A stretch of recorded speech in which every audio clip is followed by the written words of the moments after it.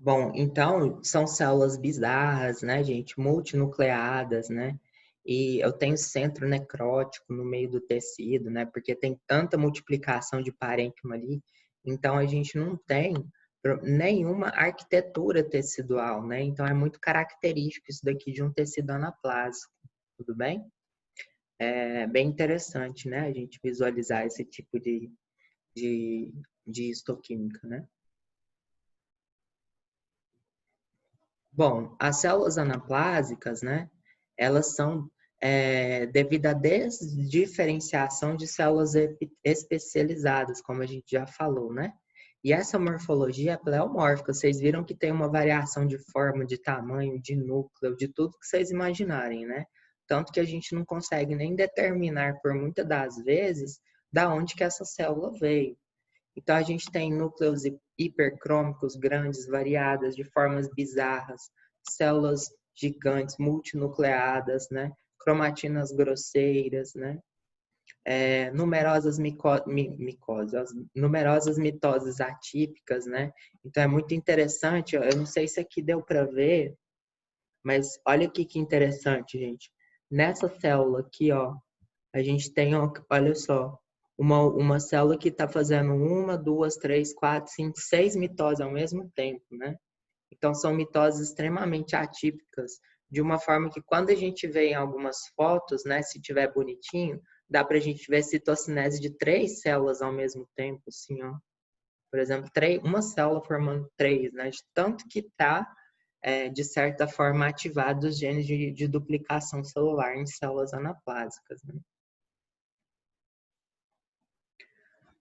Aqui mostrando, né, um detalhe em grande aumento de células tumorais que mostra as variações nucleares, né, aí tamanho e forma, né, aqui mostrando para vocês, olha só, olha o tamanho desse núcleo aqui, né, olha esse daqui, o tanto que está diferente, né, esse daqui também totalmente diferente, então a gente não tem um padrão celular nenhum, né, se a gente colocar uma lâmina dessa assim e falar que tecido é esse, impossível da gente saber qual que é, né? Impossível. E o outro conceito é a displasia, né? A displasia é a proliferação desordenada, mas não neoplásica em lesões epiteliais, né? E é a perca de uniformidade individual e orientação arquitetural do tecido. Então, gente, a displasia, ela é uma lesão neoplásica, tudo bem? Porque ela começa a ter a formação de uma perca de orientação arquitetural tecidual. Então, alguma coisa no tecido não está funcionando bem, né? E, geralmente, ao redor do câncer, a gente tem tecidos displásicos, ok? Aí eu tenho polipleomorfismo também, núcleos grandes, hipercromáticos, né? Numerosas mitoses, mais abundantes que o normal e frequentemente aparecem em localizações anormais dentro do epitélio. As mitoses não estão confinadas em camadas basais, onde normalmente ocorrem, mas podem ser vistas em todos os níveis até nas células da superfície. E também há uma considerável anarquia arquitetural. Então, ainda não é um fenômeno neoplásico, mas ele é um fenômeno pré-neoplásico. Vocês vão ver lá na patologia que a displasia ela é um fenômeno celular, né?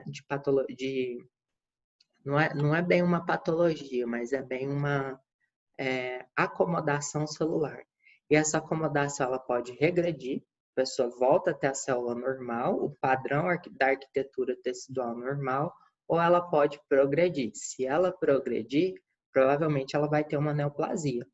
Tanto que No câncer do colo do útero é muito comum, né, antes da neoplasia, né, do carcinoma in situ, ela ter fenômeno de displasia muito comum, ok? Olha aqui, gente.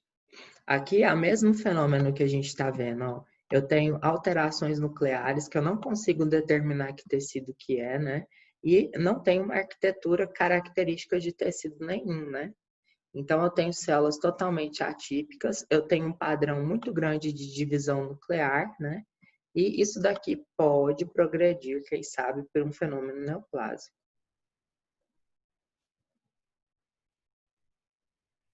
Aqui é um tecido normal, ó, gente. Mostrando aqui para vocês, ó, isso daqui é uma pele em neoplasia. Não sei se vocês lembram lá da histologia, essa daqui é uma pele normal. Olha a diferença, né? Então, tá perdendo totalmente a arquitetura tecidual, né? Então, a gente se assemelha um pouco a um tecido anaplásico maligno, né? Bom, quanto à taxa de crescimento, né? Muitos tumores benignos crescem lentamente e a maioria dos cânceres crescem muito mais depressa. Mas há muitas exceções a essa generalização, ok? E alguns tumores benignos crescem com mais facilidade do que alguns cânceres. Por exemplo, a taxa de crescimento da leiomiose, né, que é um tumor benigno da musculatura lisa do útero, é influenciada pelos níveis circulantes de estrógeno. No caso, é um câncer hormonal, né? Eles podem aumentar rapidamente de tamanho durante a gravidez e então cessar o crescimento, tornando-se em grande parte, né, calcificada após a menopausa. Então, a gente tem algumas exceções, né? Mas, de maneira geral, a gente pode considerar essa máxima aqui, ok? Apesar dessas advertências na variação da taxa de crescimento de uma neoplasia para outra, geralmente é verdadeiro que o tumor benigno ele demora anos para aumentar de tamanho. E a taxa de crescimento dos malignos, normalmente, né, ele correlaciona-se inversamente ao seu nível de diferenciação. Então, foi aquilo que a gente comentou anteriormente. Quanto mais anaplásico o tecido mais rápido ele se duplica e a sua taxa de crescimento vai ser muito mais rápida do que um tecido diferenciado. Entretanto, há uma ampla variação na taxa de crescimento. Alguns crescem lentamente durante anos, então entram na fase de crescimento rápido, significando a emergência de um subclone agressivo de células transformadas. Outros crescem de forma relativamente lenta e uniforme. Em casos excepcionais, o crescimento pode chegar a quase parar. Então, tá vendo que, dependendo do tipo do câncer, a gente tem, né, cinéticas diferentes, né? A gente tem variações de tempo diferentes. Não dá para a gente falar assim, não, é sempre assim, né? Porque até mesmo o câncer de uma pessoa para outra, ele tem a sua cinética variada, né? Muitas linhagens, né? Muitas linhas de evidência experimentais e clínicas documentam que a maioria dos cânceres, se não todo, levam anos, às vezes décadas, para evoluir em lesões clinicamente manifestas. Isso é verdadeiro, né? Mesmo nas leucemias agudas da infância, né, que muitas vezes começam durante o desenvolvimento fetal, se manifestam anos depois. Os tumores malignos de crescimento rápido geralmente contêm áreas centrais de necrose isquêmica, que são aquelas necroses que a gente falou, né, por falta de circulação sanguínea. Porque o suprimento sanguíneo tumoral, derivado do hospedeiro, falha em manter o ritmo para atender às necessidades de oxigênio celular em sua expansão. Isso daqui a gente já comentou, né, gente? Bom, tem uma hipótese, né, falando dessas células tronco cancerosas, né? Que é a hipótese que a célula tronco cancerosa propõe que, em analogia aos tecidos normais, somente um subgrupo especial de células dentro do tumor tem capacidade de autorrenovação. Então, é como se tivesse uma célula central que se autoduplicaria, né? As células tronco teciduais que dão origem às cancerosas determinam sua capacidade de autoduplicação, né? Então, é ela que vai gerar os clones, né? E a partir daí, esses clones vão se autoduplicar.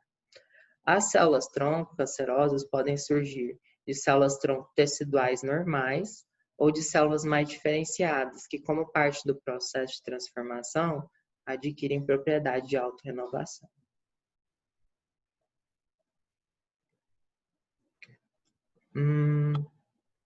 Aqui mostrando, né, no caso, um fibroadenoma de mama, né? No caso aqui, gente, essa daqui é a cápsula fibrosa, ó. Não sei se vocês estão vendo, que são, parece um monte de risquinho assim, ó. Muito característico de tecido conjuntivo fibroso, né? E essa é a capa fibrosa que estou falando que é revestida ao redor, tudo bem? Bom, quanto à invasão local, que é a principal característica, né, que a gente consegue diferenciar, né? Uma neoplasia benigna permanece localizada em seu sítio de origem, não tem capacidade de se infiltrar, invadir ou manifestar-se para locais distantes, como as neoplasias malignas. Por exemplo, os adenomas apresentam lenta expansão e a maioria desenvolve uma cápsula fibrosa envoltória, separada pelo tecido hospedeiro. Então, por isso que a gente tem uma segurança quando retira esse tipo de câncer, né? Que a gente não vai ter metástase. Essa cápsula provavelmente deriva do estroma do tecido hospedeiro, né? O tecido conjuntivo hospedeiro, uma vez que as células parenquimatosas se atrofiam sob pressão do tumor em expansão. Então, nem sempre, gente, um tumor benigno, ele é tão bonzinho assim, porque ele vai apertando o tecido onde que ele está, para ele crescer. Então, se o tecido ele for extremamente necessário, for extremamente vital, a pessoa pode morrer de tumor benigno também, né? O estroma do próprio tumor também pode se distribuir para a cápsula. Note-se, porém, que nem todas as neoplasias são encapsuladas. Por exemplo, o leiomioma, né, que é do útero, é nitidamente demarcado da musculatura lisa circundante por meio de uma zona de miómetro normal comprimido e atenuado, mas não há uma cápsula bem desenvolvida. Apesar disso, existe um plano de clivagem bem definido em torno dessas lesões. Então, apesar de não ter o tecido, né, diferenciando, né, a cápsula fibrosa tem uma diferenciação bem característica. Alguns tumores benignos não são encapsulados nem nitidamente definidos. Essa falta de demarcação é especialmente provável de se observar em algumas neoplasias vasculares benignas da derme. Essas exceções são ressaltadas apenas para enfatizar que, embora a encapsulação seja de regra de tumores benignos, a falta não significa que ele é um tumor maligno, né? Menos mal, né, gente? Bom, os cânceres crescem por meio de infiltração, invasão, destruição e penetração do tecido circulante. Tudo bem? E geralmente câncer aqui, quando ele está falando de células neoplásicas malignas, né? Não desenvolvem cápsulas bem definidas. Então, eles infiltram, eles invadem, eles destroem, eles penetram o tecido circulante. Há, porém, situações ocasionadas em que o tumor maligno de crescimento lento parece ser enganosamente envolvido por um estroma de tecido hospedeiro circulante. Mas no exame microscópio, normalmente revela diminutos pedículos cancerosos que penetram na margem e infiltram a estrutura adjacente, né? Então, apesar de macroscopicamente parecer que esse câncer maligno ele tem uma cápsula, né? Ele tem furinhos na qual na marginação tem a saída desse tecido escapado, né? Que a gente chama de metástase. O modo infiltrativo de crescimento torna necessária a remoção de ampla margem do tecido normal circunjacente quando se tenta, né, a excisão cirúrgica de um tumor maligno. Patologistas cirúrgicos examinam cuidadosamente as margens dos tumores ressecados para assegurar que eles não são desprovidos de células cancerosas, ou seja, margens livres, né? Além do desenvolvimento de metástase, a invasibilidade local é a característica mais confiável que distingue tumores malignos de benignos. Então, gente, quando se retira um câncer, né, para ver se houve infiltração ou se houve metástase ou não, o patologista clínico, ele tem que olhar toda a margem, todinha a margem do tumor, né? Para ver se em nenhum ponto houve de alguma forma, né, rompimento dessa margem e, consequentemente, a formação de metástase ou infiltração para outros tecidos, né? Então, isso é bem trabalhoso, mas é muito importante para a gente ver qual que é a situação do paciente. É claro, se eu estou tratando de uma pessoa que está de metástase, a quimioterapia é totalmente diferente de uma pessoa que tirou o câncer, que tirou o tecido de tumor, né? E não teve nenhuma forma de metástase associada.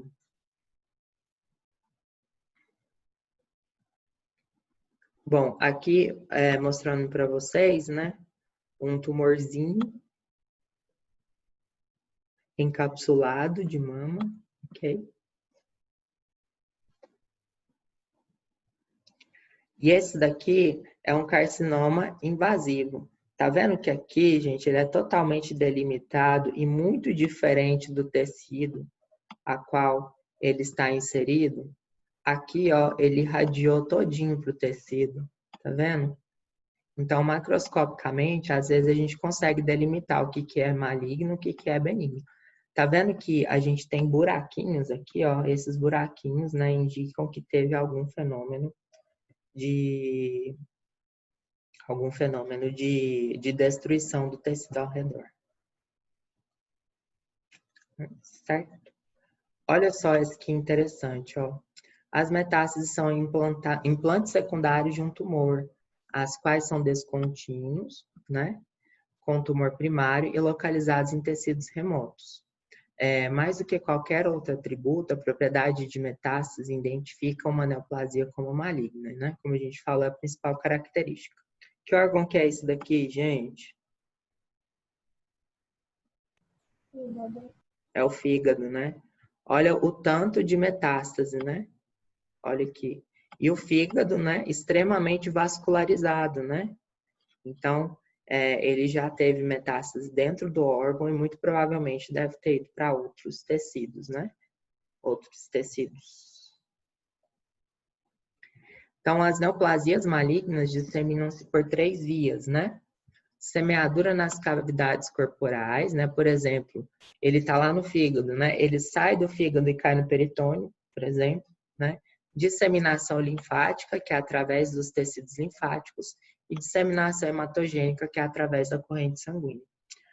A disseminação por semeadura ocorre quando as neoplasias invadem uma cavidade corporal natural. Esse modo de disseminação é particularmente característico dos cânceres de ovário, por exemplo. Né, o câncer de ovário ele está bem próximo do peritônio, né? Que muitas vezes cobrem amplamente as superfícies peritoneais. Em geral, quanto mais anaplásico e maior a neoplasia primária, mais provável será a disseminação metastática, com certeza. Porém, há exceções, né? Bom, olha só que interessante essa figura, né? Ela mostrando a diferença entre um maligno e um benigno, né? Então, olha aqui, um leiomioma, né? Benigno, pequeno, bem demarcado e de crescimento lento. E aqui ele é não invasivo, não metastático e bem definido. Olha só, o leiomioma, ele parece muito células, né? Musculares, né? Agora, olha só, quando eu tenho um quadro maligno, leiomiosarcoma, né? Eu tenho um tumor grande, mal demarcado. Olha aqui, ó, as infiltrações que a gente fala, né? Olha só, ele já saiu para a corrente circulatória, né? Crescimento rápido, hemorragia e necrose, né? Então aqui a gente vê exudato sanguíneo e células mortas, principalmente no centro, porque não tem uma vascularização mais próxima, né? Eu tenho invasão local, eu tenho metástase e eu tenho células mal diferenciadas, né? Então, aqui eu tenho células anaplásicas, eu tenho células com multidivisões, células multinucleadas, células bizarras, né? Tudo que a gente tem de diferente dentro de um padrão de neoplasia, né? Certo? Bom, e quanto à epidemiologia, a gente sabe, né, que o câncer hoje, ele é a segunda causa de morte no mundo, né? Ela só perde para as causas cardiovasculares, né? E eu acredito que como a epidemiologia ela é uma ciência muito, né, muito dinâmica, eu acredito que o câncer ainda passe daqui a um tempo os fenômenos cardiovasculares, principalmente porque a população mundial, né, ela está envelhecendo, assim como a população brasileira está envelhecendo. E as pessoas mais velhas, elas têm uma chance maior de ter câncer, né? Por quê? Quando a pessoa fica mais velha, o sistema imune dela vai diminuindo um pouco, né? Então, ela vai permitindo mais quadros de mutações, né? E ela vai sendo exposta por um tempo maior, que é o principal quadro de indução de câncer, a exposição crônica a agentes indutores de mutação, né? Então, o aumento da idade populacional, ele vai induzir muito ainda o aumento de câncer no Brasil, né? Que é um país que está começando a se tornar velho. Agora, muito provavelmente desses países da Europa, do Japão, né? Dos Estados Unidos, essa mudança ela não vai acontecer tão grande como é no Brasil, porque essa população ela já é mais velha, né? Então, provavelmente essa mudança ela vai acontecer nos países jovens. Então, não há escapatória. Eu acho muito interessante o que o Robbins fala, né? Que é o autor desse livro que eu tirei, né? Parece que tudo que as pessoas fazem para ganhar, subsistir ou desfrutar da vida se torna ilegal, imortal ou engorda. Ou que é mais perturbador, né? Possivelmente é carcinogênico, né? Muito provavelmente. Tudo que é bom dá câncer, né, gente? Tudo que é bom é ilegal, tudo que é bom é imoral, tudo que é gostoso engorda. Eu concordo com ele. A etiologia é muito mais ambiental do que hereditária, né? Como a gente viu lá no videozinho, 95% dos cânceres são origens ambientais, né? E somente 5% são origens genéticas. É claro que a origem genética, ela induz a pessoa a ter mais chance de ter um câncer ambiental, com certeza.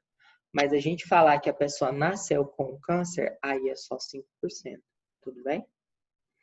Por exemplo, o índice de câncer de mama é muito maior nos Estados Unidos, enquanto o câncer de índice de estômago é muito maior no Japão, certo? Quanto aos descendentes japoneses vão morar nos Estados Unidos, a incidência de câncer começa a ficar igual ao do americano. Olha só que interessante, né? Então, por que que lá no Japão câncer de estômago é comum, né? Isso é ambiental. Eu não sei se vocês conhecem japonês, né? O japonês toma coisa muito quente, come comida muito quente. Então, eles são expostos a comida muito quente. Isso é o comum deles, né? Igual eles não bebem água igual a gente bebe. Eles bebem chá quente, até mesmo no verão, todo dia, sabe? Então, os maiores índices de câncer de boca, câncer de língua, câncer de estômago, é nos países orientais, principalmente no Japão, devido a um hábito, né? A um hábito cultural. Bom, variáveis geografias e ambientais. Em geral, estima-se que cerca de 1,5 milhão de cânceres ocorreram em 2011, né? E 500 mil, né, morreram de câncer, por exemplo, nos Estados Unidos, né? Então, só mostrando o tamanho, né, dessa doença, né? E ainda se tem muito pouco, apesar da gente ter vários medicamentos, vários estudos no câncer, é uma área onde a gente tem muito pouco conhecimento comparado com as outras doenças. Então, a gente consegue fármacos muito mais eficazes e efetivos contra outros tipos de doenças. Não sei se vocês concordam comigo, né? Então, ainda está numa área de estudo muito grande em fármacos para o tratamento de câncer, e o grande problema né, tentar matar o câncer de uma forma seletiva, na qual ela não cause tantos efeitos adversos na pessoa que está fazendo o tratamento, né? E também, de certa forma, ter uma seletividade ao tipo de câncer que a gente está tratando. Então, hoje é possível observar uma baixa incidência de câncer nas mulheres e no aumento nos homens, né? Então, eu acho que isso está correlacionado, né, a mulher ter mais cuidado, né, ao longo do tempo do que o homem. Por exemplo, a gente pode ver uma baixa no câncer do colo do útero, né, devido ao próprio cuidado que essa mulher tem, e um grande aumento no câncer do pulmão. Gente, o câncer do pulmão é o pior câncer de todos. É o que ele tem maior índice de mortalidade, né? Devido a gente não ter uma fácil identificação dele em estágios mais iniciais do câncer. Então, ele é o câncer que mais mata comparado com todos os outros, ok? Devido à alta capacidade do pulmão tem de sobreviver em pequenas, como que eu vou dizer assim, em pequenas, com pequena quantidade do órgão, ok? Por ele ser muito, vamos dizer, bom, né? Eficiente. Muito interessante, né? Esse quadrinho mostrando, né? Que o homem, né? O principal câncer é a próstata, depois o pulmão, muito associado a fumo, né? E aí tem cólon reto, bexiga, né? E outros. Na mulher, o principal é a câncer de mama, ó, pulmão também, cólon reto, colo do útero, né? E outros mais para baixo, né? É interessante, né, que o câncer de pele, né, ele não é tão alto, né? Ele tá lá embaixo, né? 4% nas mulheres e nos homens acho que nem é aqui, 5%, né? Ele não é um dos principais, né?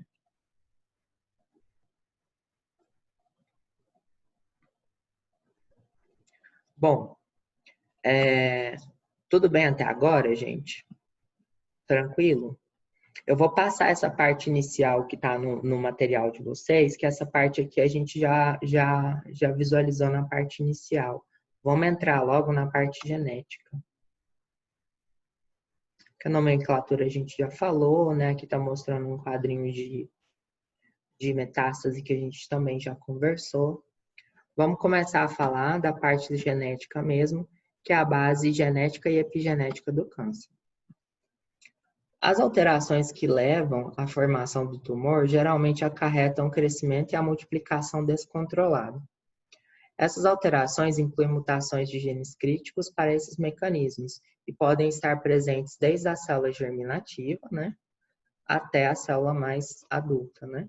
A síndrome de câncer hereditário se refere a essas mutações que são herdadas e que podem vir causar surgimento de um tumor. Entretanto, sabe-se que a maioria dos cânceres diagnosticados tem origem esporádica, né? Então, é o que a gente está falando, é ambiental, né? As mutações são adquiridas durante a vida do organismo, né? Essas mutações podem ser de origem ambiental, são os principais, como no caso de cânceres ocasionados por exposição e radiação. Um exemplo, né, muito prático é o melanoma, né? Substâncias que, assim como a radiação, podem induzir formação de processos cancerosos são conhecidas como carcinógenos, né? Aí a gente pode ter algumas moléculas químicas, como conservantes, a gente pode ter o fumo, né, que é muito comum, uma substância, né, é um hábito que nos dá muita chance de ter câncer, né? Os carcinógenos são substâncias que atuam a partir da formação do dano do DNA, né? Podendo gerar mutações no genoma das células. E os agentes carcinogênicos, em sua maioria, agem de forma indireta, ou seja, não é a própria substância que leva ao dano, mas provavelmente um produto de sua metabolização. Um exemplo é o benzopireno, né? Que é da fumaça do cigarro, ok? Na verdade, não é ele que vai lá e interage com o núcleo do DNA e promove alguma alteração, é sim o metabólito dele. O metabólito, geralmente, é uma substância química que entrou na nossa circulação, né? e, de alguma forma, ela foi biotransformada no nosso corpo. Qual que é o principal órgão que biotransforma moléculas no nosso corpo? É o fígado, tá bom, gente?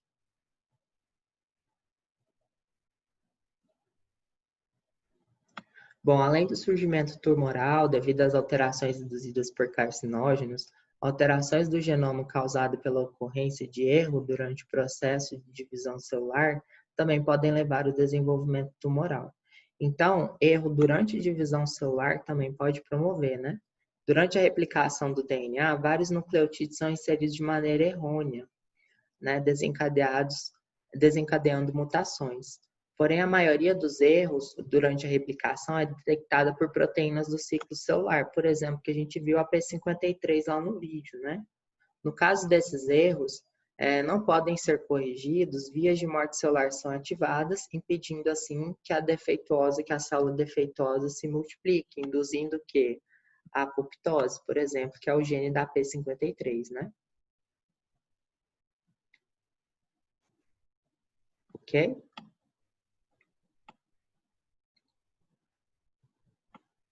Bom, as mutações que escapam do sistema de controle celular, assim como aquelas causadas por fatores ambientais, podem alterar a proliferação celular. Com o processo de proliferação alterada, a possibilidade de novos erros aumenta, de modo que as células começam a acumular pontos de alterações em seu genoma. Quanto maior o número de alterações, maior a possibilidade de novas alterações ocorrerem devido à instabilidade gerada no genoma. Então, é aquele negócio, ele vai acumulando mutação, até que na hora ele chega num clone perfeito para induzir um tumor. Em determinado ponto de linhagem celular, esse acúmulo de modificações acaba levando ao surgimento do câncer. Então, não é uma coisa assim, nossa, teve uma mutação, virou câncer. Não. Nós temos várias mutações, e essas mutações vão se somando até a célula produzir assim um padrão que consegue, né, vencer, né, o sistema imunológico, né, a apoptose, produzir então uma célula tumoral. Além de mutações no genoma, modificações de cunho epigenético também são encontradas, né, em genes alterados do tumor. Essas modificações alteram o padrão de compactação do DNA, por exemplo, permitindo alterações em níveis de expressão gênica, podendo acarretar até mesmo o silenciamento completo de genes, né? Então, pode ter alguma alteração na formação estrutural da molécula de DNA. E aí, por exemplo, eu silencio um gene. Vamos supor que silencie o gene P53 de controle de divisão celular, né? Isso não é legal. Ou então, há uma mudança no local de gene, na qual eu pego um gene que é indutor de câncer e coloco numa região de pouca expressão para uma outra região de hiperexpressão, né? Então, todas essas bases epigenéticas, elas também podem contribuir para o surgimento de um câncer. As modificações epigenéticas ocorrem por meio, né, de mecanismos envolvendo, né, metilação, acetilação, ubiquitinação e fosforilação, ok? Geralmente, gente, a que dá problema mesmo é a acetilação, tá bom? Com os avanços das pesquisas tumorais, observou-se que alguns genes eram encontrados repetidamente alterados no câncer. E, além disso, foi possível notar que genes que eram superexpressos, geralmente, em mais de um tipo de tumor, o que ocorria com genes o mesmo ocorria com genes silenciados. Então, geralmente, genes superexpressos são genes da divisão celular, né, que induzem a divisão celular, que produzem fatores de crescimento, né? E genes silenciados são aqueles genes de controle de divisão celular, ok? Que induzem a célula mutável a produzir apoptose, né? Então, geralmente eu tenho que silenciar esses genes de controle e superexpressar esses genes de fatores de crescimento e de divisão celular. Esses genes cujas alterações contribuem, né, uma causa do câncer, passaram a ser designados como genes críticos, né? A seguir, né, a gente vai ver alguns desses genes e aprenderemos como as alterações genéticas e epigenéticas levam ao aparecimento da expressão destes. Bom, então nós temos oncogenes e supressores tumorais, ok? Então, geralmente no câncer, o que acontece? Eu tenho a superexpressão de oncogene, que é um gene pré-cancerígeno, e eu tenho o quê? A supressão de genes supressores de tumor. Se eu bloquear, silenciar gene supressor de tumor, eu vou induzir a pessoa a ter tumor. Tudo bem?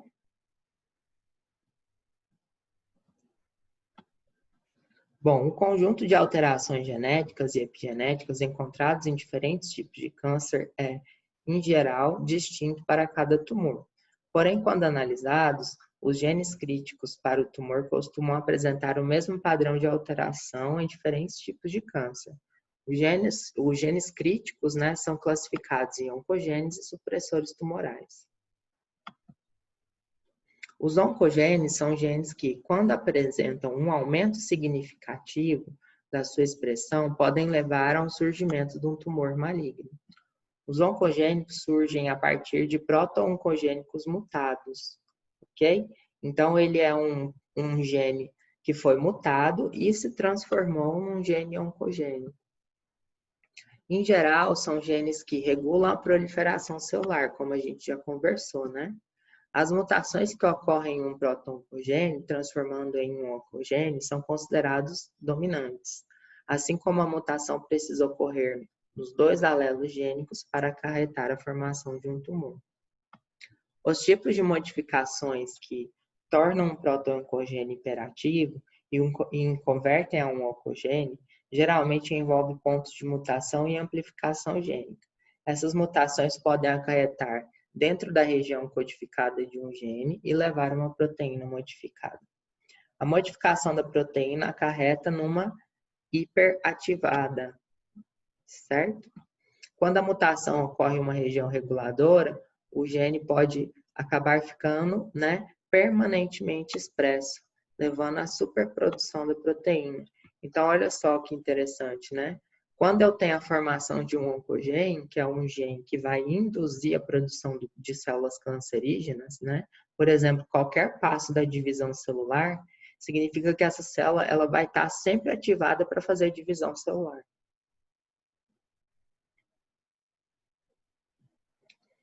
As modificações em oncogenes podem ocorrer também numa amplificação gênica, né? Então, não somente na sempre ativação dela, ou seja, eu vou aumentar a quantidade de genes, né? Nesse caso, a célula passa a ter múltiplas cópias do gene, né?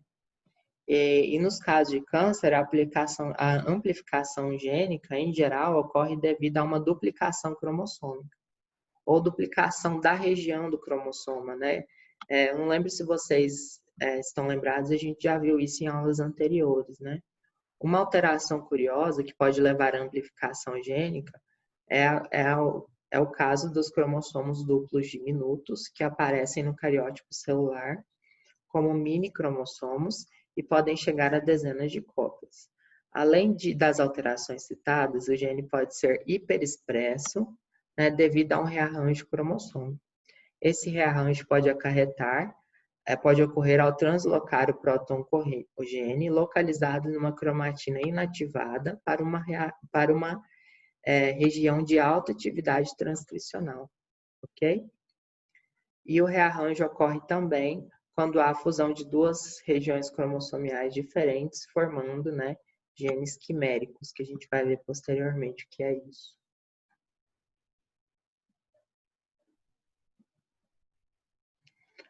O cromossomo Filadélfia, por exemplo, é um pequeno cromossomo anormal encontrado em 90% dos casos de leucemia mieloide crônica. Não sei se vocês já ouviram falar. É uma anomalia causada, né, pela translocação cromossômica, olha só, envolvendo os cromossomos 9 e 22. E essa junção de dois cromossomos causa uma fusão entre o gene ABL presente no cromossomo 9, com o gene BCR do cromossomo 22. E o gene ABL codifica uma enzima, uma proteína, tirosina quinase,